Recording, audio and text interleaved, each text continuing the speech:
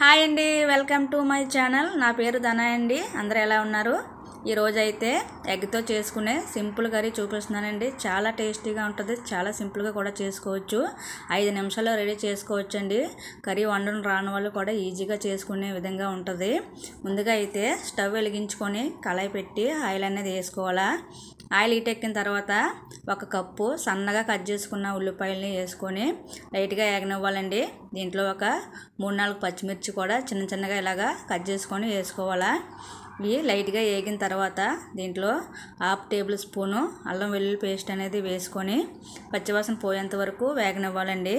ఇప్పుడు దీంట్లో సాల్ట్ కూడా వేసుకోవాలా. ఇలా సాల్ట్ వేసుకోవడం వల్ల ఏంటంటే మనకి ఉల్లిపాయలు అన్నది తొందరగా మగ్గుతాయి అన్నమాట. సాల్ట్ కూడా వేసుకొని ఇప్పుడు ఒక చిటికెడు పసుపు కూడా వేస్తున్నానండి. 1/2 టేబుల్ స్పూను పసుపు కూడా వేసుకొని మొత్తం బాగా కలిపి దగ్గర పడేంత వరకు కూడా బాగా వేగనివ్వాలా. చూసారా, ఇలా వేగిన తర్వాత దీంట్లో ఒక మీడియం సైజు టమాటీ అనేది చిన్నగా కట్ చేసుకొని వేసుకోవాలా.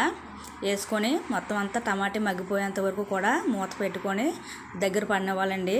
ఇలా దగ్గరగా అయిపోతే సరిపోతుంది.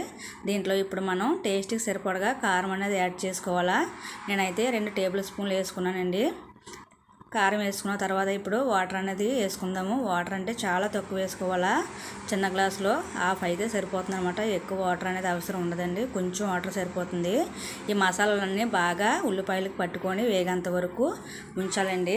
చూసారా, ఇలా మూత పెట్టుకొని ఇలా దగ్గరికి అయ్యేంత వరకు కూడా ఉంచాలా. ఆయిల్ సపరేట్ అయ్యేంత వరకు కూడా. ఇప్పుడు మనకి ఎన్ని గుడ్లు కావాలన్నది ఇలా పగలగొట్టి వేసుకోవాలా. నేనైతే 2 గుడ్లు వేసుకున్నాను. గుడ్లు వేసుకున్న తర్వాత మనం కలపకుండా ఇలానే మూత పెట్టి ఇలా కొంతసేపు ఉన్నాయాలండి. 1 నిమిషం 2 నిమిషాలు ఉంచితే ఇలాగ అవుతుందన్నమాట. ఇప్పుడు మనం ఒకసారి కలుపుకోవాలా. మెల్లగా కలుపుకోవాలండి, మరి ఎక్కువ కాకుండా జస్ట్ ఇలా కలుపుకోవడం వల్ల మనకి ఎగ్ అనేది ముక్కలుగా బాగుంటుంది అన్నమాట. మనకు తినేటప్పుడు ఇలా తగులుతూ ఉంటుంది, బాగుంటుందండి. మరి ఎక్కువ కలిపేసుకోకుండా ఇలా కలుపుకున్న తర్వాత మనం చూసారా, పైనుంచి కొంచెం కొత్తిమీర అన్నది యాడ్ చేసుకోవాలా. గరం మసాలా ఏమైనా ఉంటే వేసుకోండి, బాగుంటుంది టేస్ట్. అంతేనండి, ఎంతో టేస్టీగా ఉండే ఎగ్ కర్రీ రెడీ అయిపోయింది. మీరు ఎప్పుడు చేసి ఉండకపోతే ఒకసారి ట్రై చేయండి. టేస్ట్ అయితే బాగుంటుందండి. రైస్లోకి చపాతీలోకి చాలా బాగుంటుంది. ట్రై చేసి ఎలా వచ్చిందో నాకైతే కామెంట్ చేయండి. ఎవరైనా నా ఛానల్ ఫస్ట్ టైం చూస్తున్నట్లయితే సబ్స్క్రైబ్ చేసుకోండి, లైక్ చేయండి, షేర్ చేయండి. Thank you for watching.